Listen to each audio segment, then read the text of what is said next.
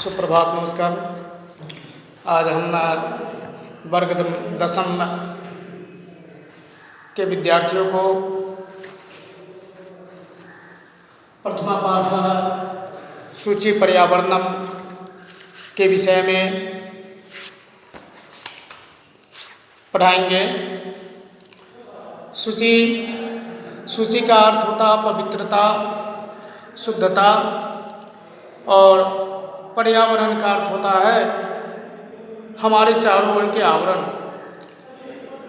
पर्यावरण का शाब्दिक अर्थ भी होता है चारों ओर के आवरण को हम पर्यावरण कहते हैं। इस पर्यावरण में, चारों ओर के आवरण में वृक्ष, वायुमंडल इत्यादि आते हैं।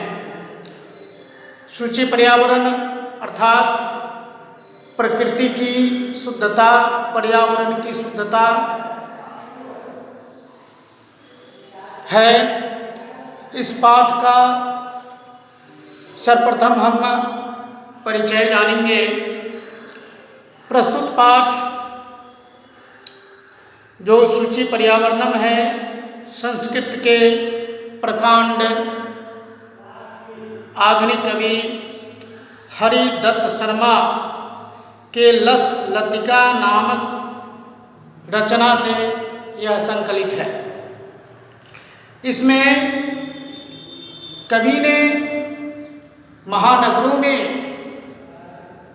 जो मानव का जीवन है, यांत्रिक जीवन है, वह यंत्र के समान अपनी सुख सुविधा को जुटाने के लिए वह बेचैन रहता है, व्यग्र रहता है। इसके लिए वह दिन रात दौड़ता रहता है। महानगरों का जीवन इसी प्रकार चलता रहता है। वह दिन रात दौड़कर अपने सुख सुविधाओं के साधन को जुटाने का प्रयास करता है। महानगरों का जीवन यांत्रिक जीवन के रूप में उत्पन्न हो गया है। महानगरों में यंत्रों की बहुलता, बड़े बड़े कल कारखाने, वाहन इत्यादि वहाँ फैले हुए हैं।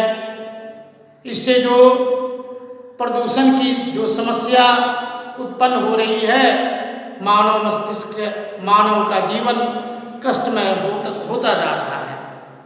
इस प्रकार यह लौह चक्र तन मन का शोषक है, जिससे वायुमंडल और भूमंडल दोनों दिन पर दिन प्रदूषित होते जा रहे हैं। कवि ने महानगरीय जीवन से दूर नदी, निर्झर वृक्ष समूह, लता कुंज एवं पक्षियों से गुंजित वन प्रदेशों की ओर चलने की अपनी इच्छा प्रकट करता है।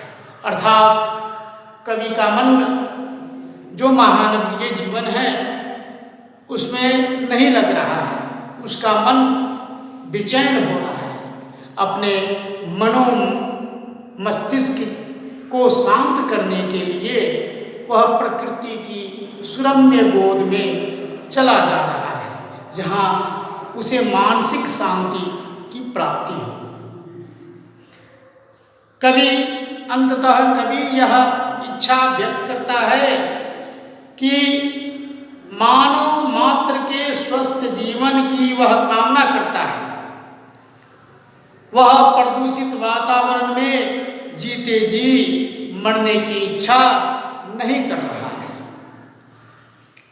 इस प्रकार यह पाठ परिचय यहाँ हम लोगों ने अध्ययन किया। इस पाठ में श्लोक संख्या 1 में यह बताया गया है कि दुर्वह मत्र जीवितं जातं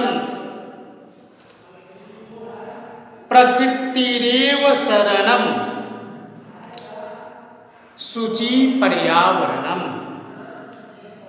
दुर्वह मत्र जीवितं जातं प्रकृतिरेव शरणं शुचि पर्यावरणम्। महानगर मध्ये चलद नीसं कालायस चक्रम मनः शोषयत् तनुः पेशयत् भ्रमति सदा वक्रम। दुर्दान्तैर्दशनैर्मुना स्यान्नैव जनग्रशनं शुचि पर्यावरणम्। अन्वय के रूप में देखेंगे। अन्वय श्लोक से संबंधित ही होता है। अन्वय में यह बताया गया है कि अत्र जीवितं दुर्वहं जातं अत्र प्रकृति एव शरणं शुचि पर्यावरणम्। महानगर मध्ये कालायश्चक्रम अनिशं चलत् मनः शोषयत् तनुः पेशयत् सदा वक्रं भ्रमति। अमुना दुर्दान्तैः दर्शनैः जनग्रशनं न एव स्यात्। इस प्रकार श्लोक और उसका अन्वय है। आप सभी विद्यार्थी इस श्लोक का उच्चारण करने का शुद्ध उच्चारण करने का निश्चित रूप से अभ्यास करेंगे, क्योंकि संस्कृत में उच्चारण का बहुत ही महत्वपूर्ण स्थान होता है। उच्चारण श्लोक की शुद्धता बहुत ही आवश्यक है। अतः आप सभी विद्यार्थी इस श्लोक का शुद्ध उच्चारण करने का पूर्णतः अभ्यास करेंगे। अत्र इसका शब्दार्थ के रूप में आप जानेंगे कि दुर्वह मत, इसमें जो है दो शब्द लगा हुआ है, एक दुर्वह और एक अत्र। दुर्वह का अर्थ होता है कठिन, दुष्कर। दुर्वह का अर्थ कठिन होता है। और अत्र मने होता है यहाँ। इस प्रकार दुर्वह मत्र मने यहाँ कठिन। जीवितं जातं, जीवितं मने जीवन, जातं मने हो गया है। प्रकृतिरेव शरणं, प्रकृतिरेव का मतलब होता है प्रकृति जो एव मने ही, प्रकृति का तो हिंदी जानते ही है, प्रकृति ही। शरणम मने शरण, शुचि पर्यावरणम शुद्ध पर्यावरण। महानगर मध्य, बड़े बड़े नगरों के मध्य में, बीच में महानगर मध्य, ये तो एकदम आसान है इसका हिंदी। महानगर मध्य का शब्दार्थ आपको महानगरों के बीच में। चलदनीसं, चलदनीसं, चलद मने चलते हुए, अनिसं मने दिन रात। कालायस्य चक्रम, कालायस्य चक्रम, कालायस्य चक्रम मने लोहे का पहिया। मनः शोषयत्, मन को शोषित करना, मन को व्यग्र करना। तनु पेशयत्, तनु मने होता शरीर, शरीर को व्यग्र करना। मन व्यग्र होगा तो शरीर भी व्यग्र होगा। भ्रमति मने घूमता है, सदा मने हमेशा, वक्रम मने टेढ़ा मेढ़ा।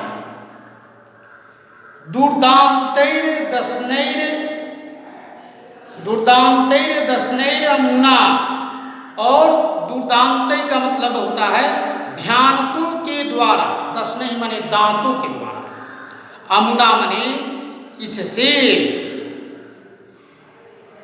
जनग्रसनम और लोगों का विनाश, से आत्मने हो।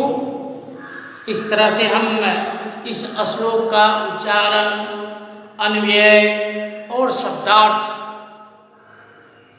को हम जाने हैं। आप सभी विद्यार्थी, 10वीं वर्ग के विद्यार्थी, इस श्लोक का उच्चारण, अन्वय और इसका जो शब्दार्थ जो है उसको क्या है कि उच्चारण कर, श्लोक के उच्चारण करने का अभ्यास करेंगे और शब्दार्थ को आप स्मरण कर लेंगे। आज का जो वर्ग है इस श्लोक के साथ ही आज हम इतना ही रहेंगे। अगले दिन पुनः इसी चैप्टर में हम आगे बढ़ेंगे। इसका अभी भावार्थ का अध्ययन करना अभी बाकी है। धन्यवाद।